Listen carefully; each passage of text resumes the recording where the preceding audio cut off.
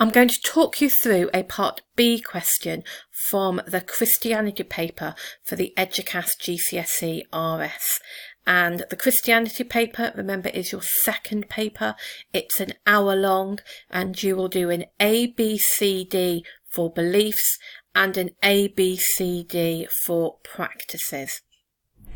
Now, I think that the religions papers, so the Christianity paper, and then for Lytchett students, the Hinduism paper for paper 3, it can be much more specific than the themes paper in terms of the questions.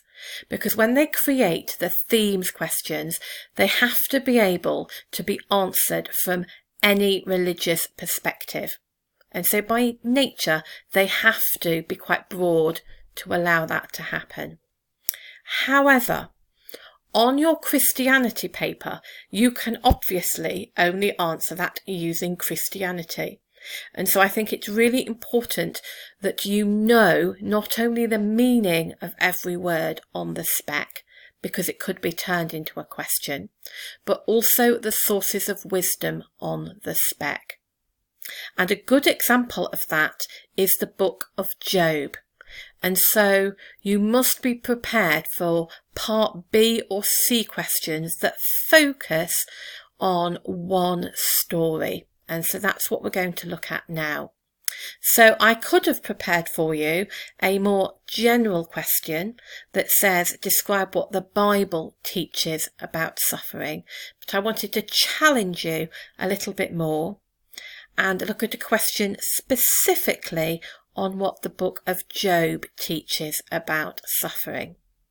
And it's really important to remember that the book of Job is part of what we call wisdom literature in the Old Testament. And so God's wisdom is going to be a theme within that book. And I think that helps you understand the book a little bit more. To return to our structure that we're advising students to use, often, but not always, the best advice is to give 5 relevant bits of information. Sometimes 3 really well supported good points is enough, but particularly when we're training you, we are saying 5 relevant bits of information. And so in my answer, I have 5 bits of information that answer the question, what does the book of Job teach about suffering? You will notice that I have repeatedly used the word book of Job or Job to show that I am answering the question, and repeatedly used the word teaching or teaches. So my first point is that the book of Job teaches that suffering can be a test from God. Because as you probably remember, there's that very strange dialogue between God and that heavenly figure or Satan who challenges God, that there comes about an agreement that they're going to make Job suffer in order to prove that he is God's faithful servant. So my point 1 is the book of Job teaches that suffering can be a test from God. My point 2, which is quite short, because remember we're describing, we're not explaining, and I've only got 5 minutes, is that the book also teaches that suffering can happen to good people. Because it does seem unfair when you read the book, doesn't it? That Job, this good, faithful man, good family man, is made to suffer. So that is my second quite brief point. Then I've used a nice little linking phrase, however. I then say that even though good people suffer, Job's friends assume that Job must have done something wrong. And so we learn from the book that often people assume that the people who suffer are those who have done wrong. I'm showing off there that I really know the story as well. It's a good thing to do.